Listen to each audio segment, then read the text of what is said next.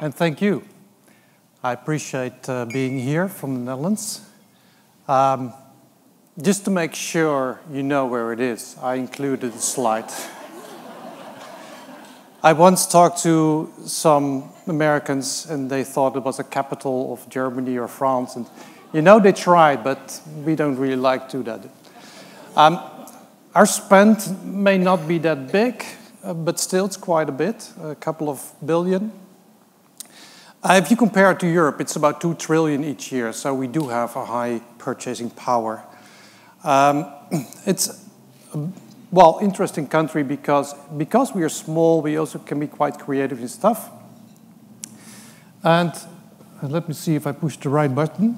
Yes, just want to make sure where we work. I'm from the Ministry of Infrastructure and Environment, and part of that is Rijkswaterstaat, and they're the largest purchaser in the Netherlands with 3.5 billion euros a year. We do the waterworks, the infrastructure, but also we buy furniture. Actually, we have a category manager on furniture, and this is one of the leaderships on furniture. I'll talk about 3 issues on what I think is a change we are facing right now.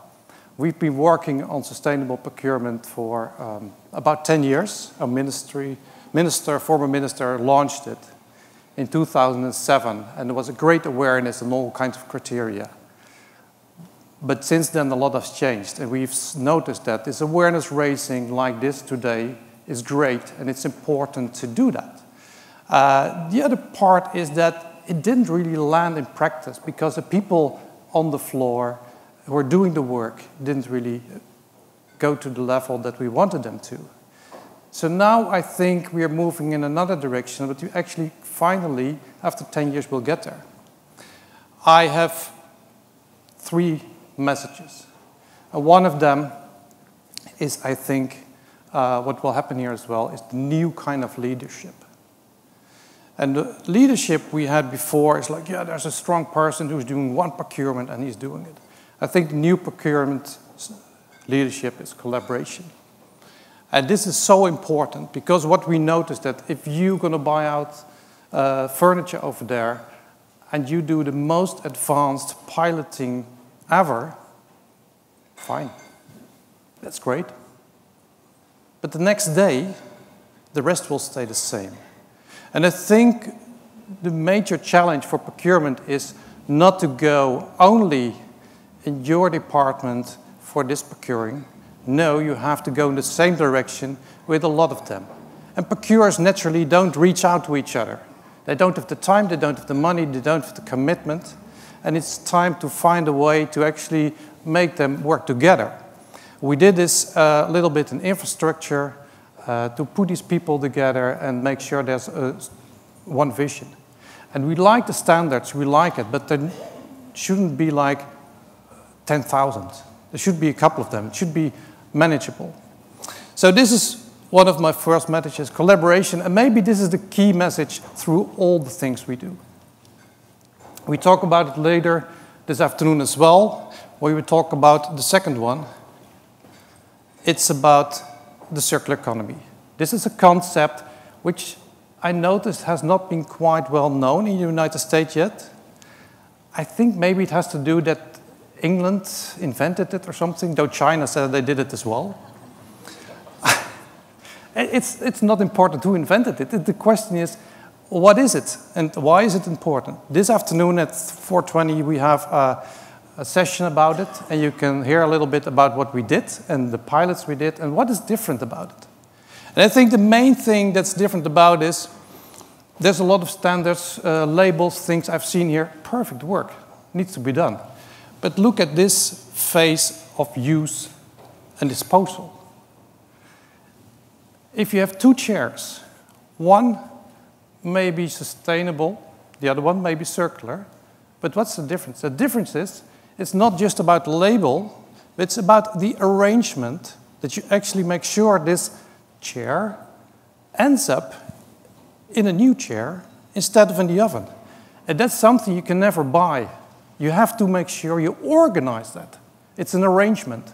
And that's where the procurers had to get out of the office and find a new way to actually work with people internally, talk to a waste manager, which usually they have never talked before, so sometimes.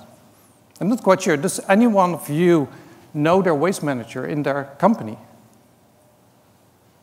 Well, still a few hands, so we're going in the right direction. So that's important. It's not just about making the best product and buying the best product without chemicals. It's also about arrangement, making sure afterwards it ends up in the right place to refurbish, remanufacture, or the R's we have. I think a University of Delft in the Netherlands, they developed 24 R's, what you can do with it. But it needs to be in the circle. So the other new part about this is economy. And of course, you should like that here. It's all about money making. And yes, that's something else. Environmental is sometimes, it's a burden a little bit, because it's a lot about things you're not allowed to do. It's costing you money. Economy is about new business model, leasing, selling, buying, refurbishing, remanufacturing. And that's the essence here. It's not just about the environment, it's just about making money as well. So then you get the people from the economy in there, and then you get some more attention. And I find also that procurers are very happy with the fact it's not about technical stuff, because that's not their expertise usually. It's about a process. And they are better in processes and business models, that's for the companies. And they can find a way to do that easily, and actually even tomorrow. I hear a lot about, yeah, we should do it. No, do it. Do it tomorrow. You can start with it without any innovation, because it's just about arranging a different type of contract. So finally, the third one. The Green Deal is something that has been invented during the economic crisis of 2011. It was by the Ministry of Economic Affairs. But the most important part of this Green Deal thing is that it's a different way of making policy. I'm not quite sure if there are many policymakers in the room here. I heard that in the United States it's more about companies than about people from government. So just to make sure, who's here from government? Oh, that's good. Then this is nice. So it's a different way of policy making, because usually when we enter a policy document, it takes forever to actually start implementing and doing it. In this Green Deal, this is what you usually do. I say 4 years, maybe sometimes even longer, and sometimes it's shorter. But by the time you actually reach the people on the ground, especially in procurement, it takes a long time. In this Green Deal, instead of making this full program, which you also need to get money, you can do it a little bit different. You start with policy directly. You're saying, okay, we have the circular economy problem. We don't know what to do with it. No one knows exactly. We start with the needs of the people on the ground, and we did piloting. And from this piloting, you learn. And in the discussion, everyone is about, yeah, what does it mean? What's different? And then you find that the organizations are going to write vision documents. They're going to do it. And in this respect, they had a Green Deal now with the government about what to reach. And the government also has a role in that. They need to facilitate this, or they need to solve some issues. So this is a new way of working. We have a workshop on that, actually a special one tomorrow, because it's a different way of working in policy. So if you're interested in it, how it works, some other countries like Finland and Belgium are trying to set it up as well. I think it's important because we can no longer just rely on setting policy goals, writing it down, doing some criteria. No, we need to collaborate. And that's why I come back to the first one. The major new thing in procurement as well, because there are 10,000 of people doing it, is how do we collaborate to make this bigger change? And how do we make sure that the leadership we have is not just one person, but there are thousands of them. And just to finish up on that, there are two actually people I know from the Netherlands. Well, two companies here that I know quite well from the Netherlands. One is Philips. They just reached out for me from the app, which I'm surprised how good that works. Thank you for that. And the other one, there he is. And the other one is Interface. There's also natural leadership in Interface in the Netherlands already 30 years before circular economy or sustainability ever was invented.